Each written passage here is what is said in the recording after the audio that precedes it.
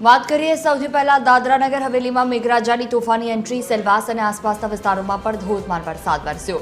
ટોકર ખાડામાં રસ્તાઓ પર નદીઓ વહેતી થઈ હોય તેવા દ્રશ્યો પણ જોવા મળ્યા। માર્ગો પર ઘૂંટણસમાં પાણી ભરાતા વાહન ચાલકો પરેશાન થયા। નીચાણવાળા વિસ્તારોમાં પાણી ભરાતા જનજીવન પ્રભાવિત થયું છે। વરસાદી પાણી ફરી વળતા ટ્રાફિક જામની સમસ્યા સર્જાઈ છે। હવામાન વિભાગે વધુ વરસાદની આગાહી કરી છે।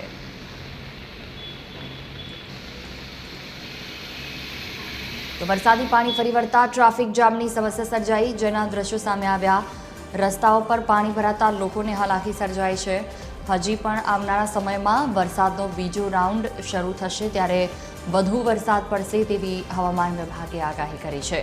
દાદરાનગર હવેલીના આ દ્રશ્યો કે જ્યાં સતત વરસાદને કારણે રસ્તાઓ પર પાણી ભરાવાના દ્રશ્યો પણ સર્જાયા। ટોકર ખાડામાં રસ્તાઓ પર પાણી ભરાતા લોકોને હાલાકી સર્જાઈ છે। કેટલીક જગ્યાઓ પર વાહનો ડૂબી જાય તેટલા પાણી ભરાયા તો કેટલીક જગ્યાઓ પર રસ્તાઓ અવરજવર કરતા હાલાકી પડી રહી છે।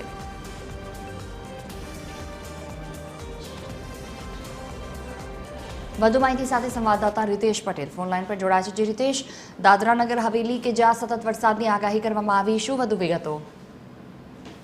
જી જુવી, લાંબા સમયના વિરામ બાદ ફરી એકવાર સંઘપ્રદેશ દાદરાનગર હવેલીમાં પણ વરસાદી માહોલ છવાયો છે। છેલ્લા 2 દિવસથી વાદળછાયું વાતાવરણ હતું અને વાદળછાયા વાતાવરણ વચ્ચે આજે વહેલી સવારથી જ જે રીતે વરસાદ વરસી રહ્યો છે તેના જ કારણે કેટલાક જે નીચાણવાળા રોડ રસ્તાઓ છે ત્યાં વરસાદી પાણીનો ભરાવો જોવા મળી રહ્યો હતો અને ખાસ કરીને દાદરાનગર હવેલીના ટોકરખાડા વિસ્તારમાં વરસાદને કારણે રસ્તા પર પાણી ભરાતા વહેલી સવારે જે નોકરી જતા જે વાહન ચાલકો છે તેમને મુશ્કેલીનો સામનો કરવો પડ્યો હતો। ખાસ કરીને સંઘ પ્રદેશ દાદરાનગર હવેલીની સાથે સાથે વલસાડ જિલ્લામાં પણ વરસાદી માહોલ છે।